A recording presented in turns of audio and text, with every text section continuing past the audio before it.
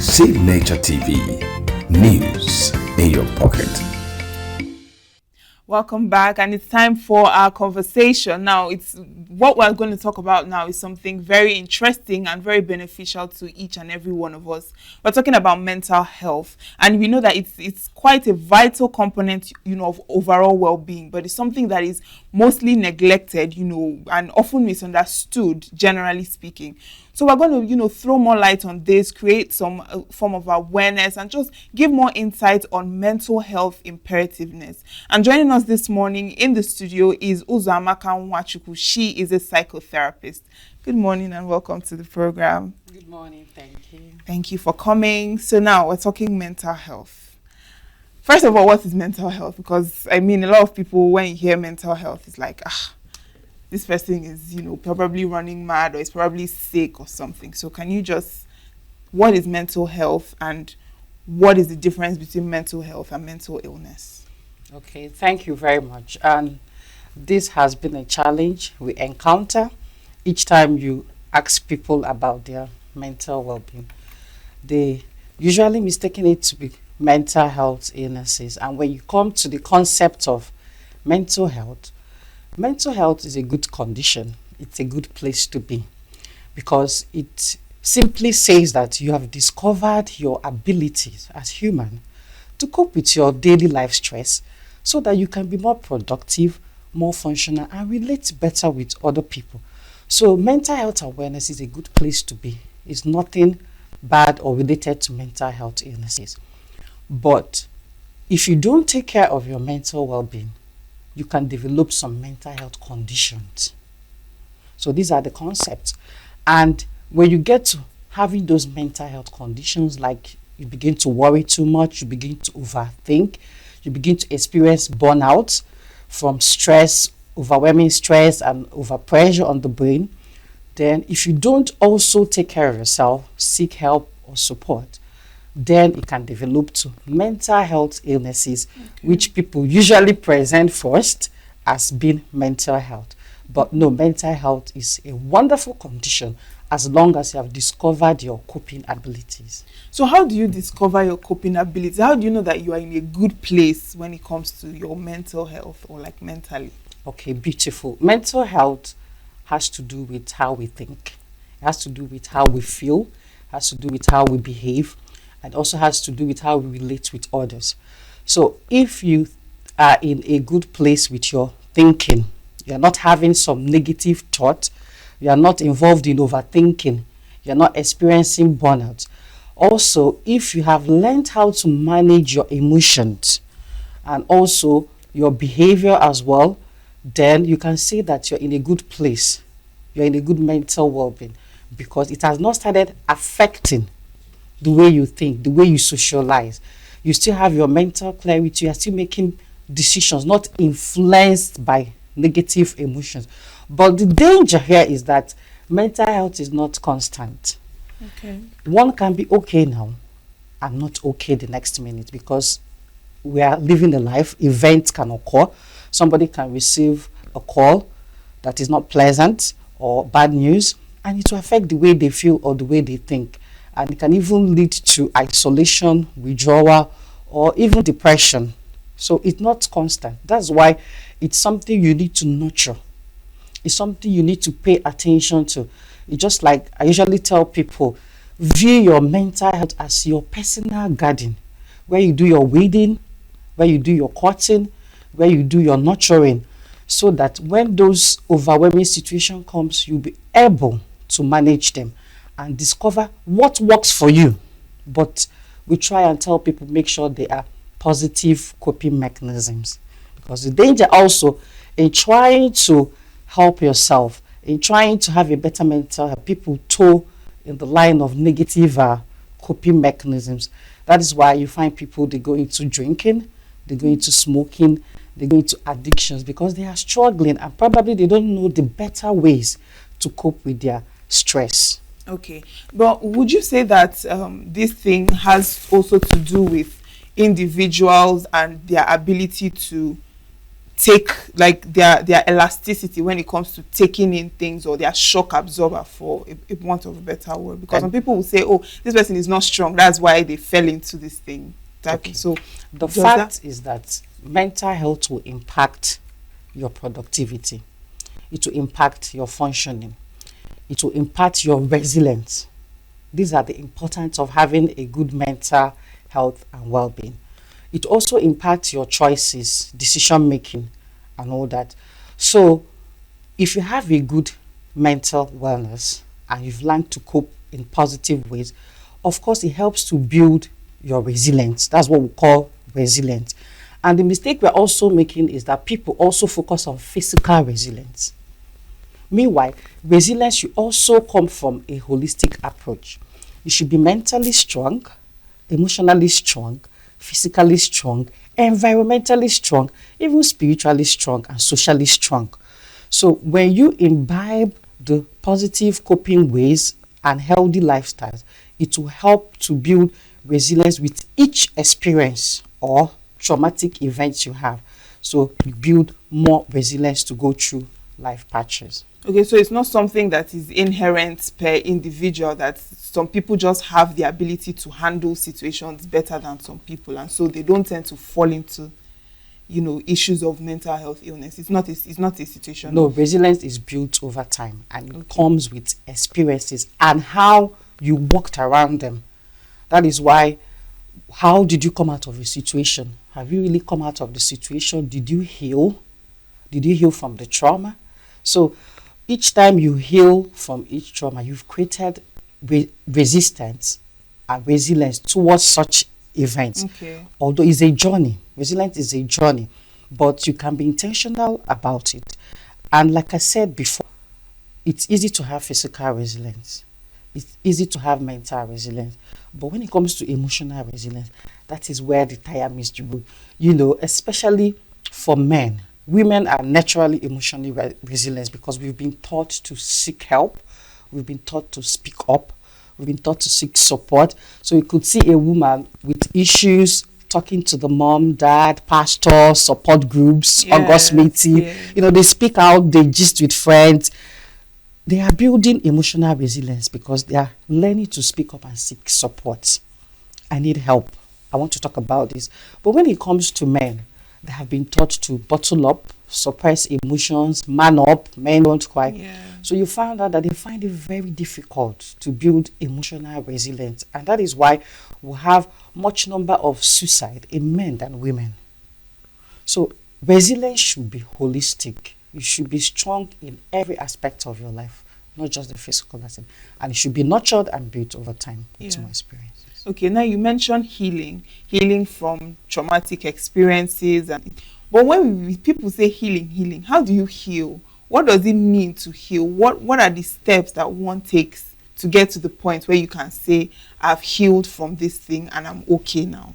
Okay, the truth is that total healing may never take place, but that's why the word is cope.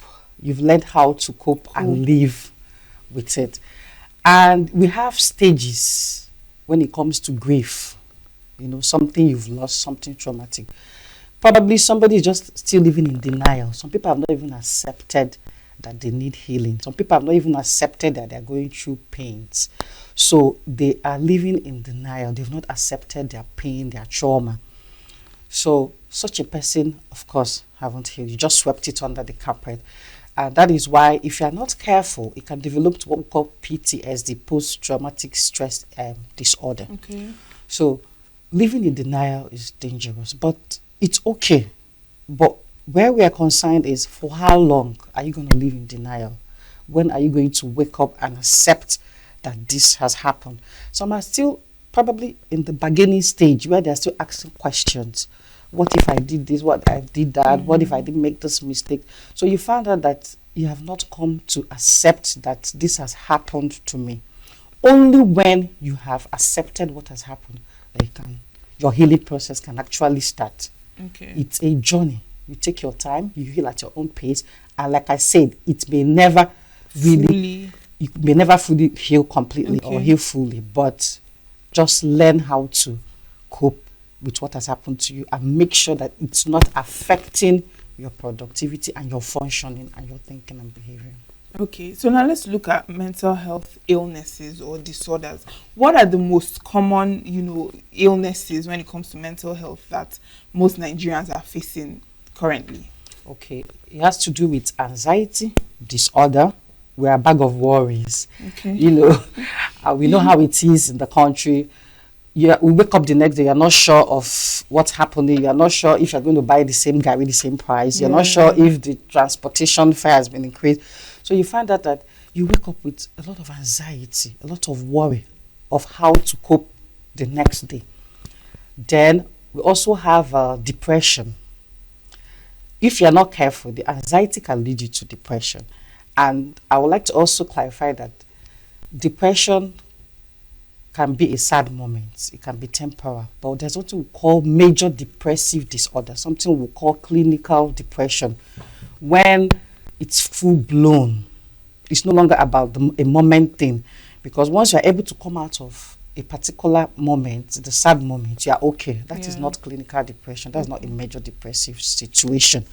We are talking about when you are no longer enjoying life, when everything around you is irritating, when you are withdrawn, isolated, where you no longer find pleasure in things you liked before. Even at that moment, if they bring that thing you like, you don't feel like it anymore, then there's a problem. These are red flags. So the common one are anxiety disorder, mood disorder, which you also call bipolar disorder, and this depression. These are the three major ones we face here. Although people usually present the schizophrenia, the one they call madness, which if you can't manage, it develops to psychosis, the real madness. Yes, but it's just a part of it. It's not even a death sentence. You're not your diagnosis. You can still get help. Okay, but when someone presents with things like that at that stage, how is it like getting them back to, a normal state of mind mentally? That is why we are championing the awareness and education. That is why we are coming from preventive area, preventive measure, because you find out that we allow things to get destructive. We allow things to get bad before we speak up and before we seek help. Obviously, when it has developed to that stage, we tell you, please, we take you to the psychiatrist. But when you tell people, treasure your mental health, prioritize your mental health, take care of yourself, it flies away. People don't listen.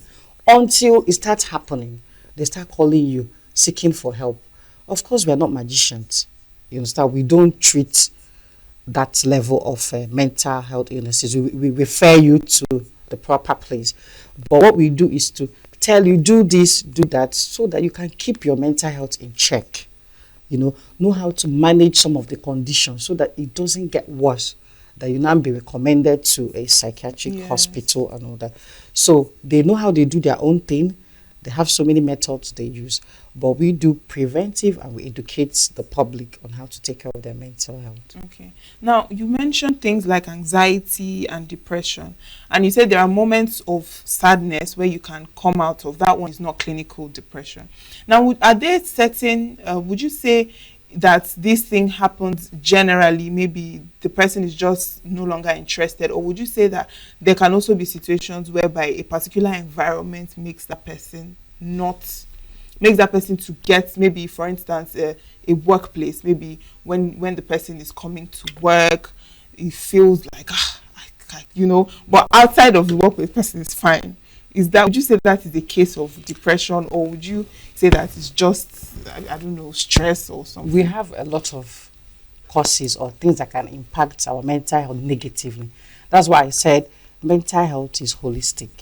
You have to be okay physically, environmentally. People are not paying attention to that environment and the environment, which has to do with workplace. It could be your workplace. So if your workplace is not healthy, of course it affects how you feel. When you get to work, you're not happy. You find out that when you leave the place, you are happy. So you have to do something about it, because this is where you spend most of your time. It's affecting you whether you like it or not. And these things takes time. It may not weigh you down now, but you are just bag of negative emotions. You are becoming aggressive without even knowing it. And when you feel that way in your workplace, it will obviously affect your productivity, your functioning, and the way you socialize. It will also affect, because it has been proven that real human connection helps a lot with our mental well-being. So when you now come to workplace where you are supposed to have your real human connection, interaction, social life, you are withdrawn, you are sad. It has affected your general well-being and all that. So yes. So in that situation now, what can the person do? Is it for the person to cope and just manage the environment, or to remove themselves from the environment? Of course, you can't remove yourself. Your salary is important to you. But that is why we also beg organizations to start doing psychosocial engagement and trainings and workshops in their workplace, especially the workplace, because I think it's time we start caring about the general well-being of our workers, our staff, through trainings and workshops, because we expect productivity, but we don't care about the well-being of the person. And remember, it may not just be the workplace. It could be something you brought from the home that you don't know that is even affecting you, and you are bringing it to the workplace, and you are probably thinking it's the workplace. So what you do is, you matter. You need to seek help. You need to seek support. And that is why I still talk about counseling and therapy. It's like maintaining your life. It's a maintenance culture.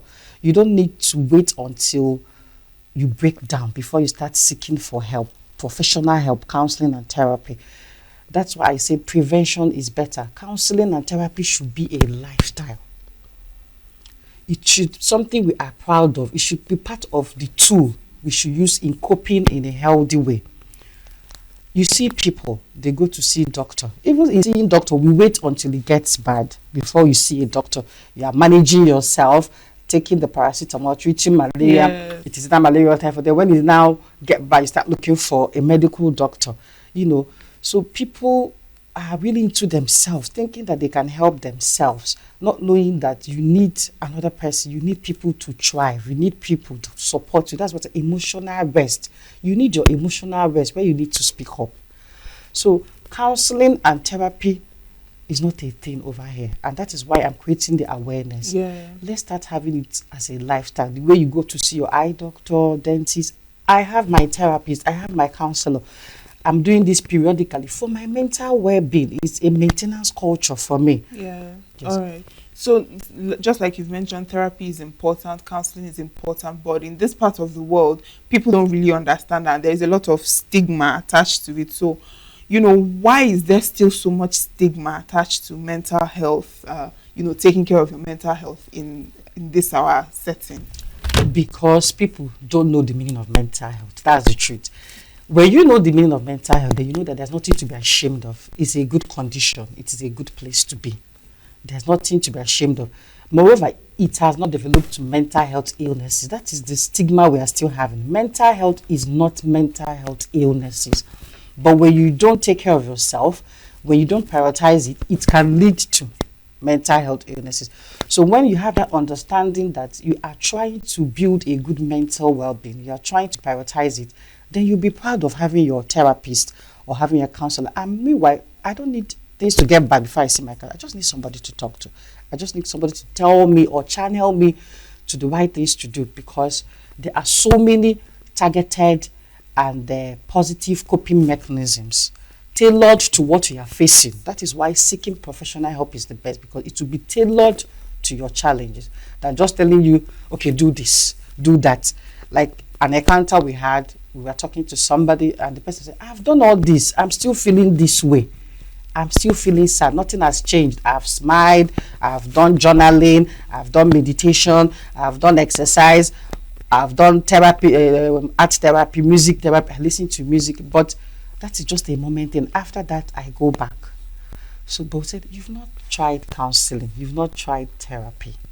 It's okay to do self-help. In fact, that is the first stage. You try and help yourself, because you just have to try. When it's no longer working, then you seek professional help, because we have to tailored to actually find out what you're going through.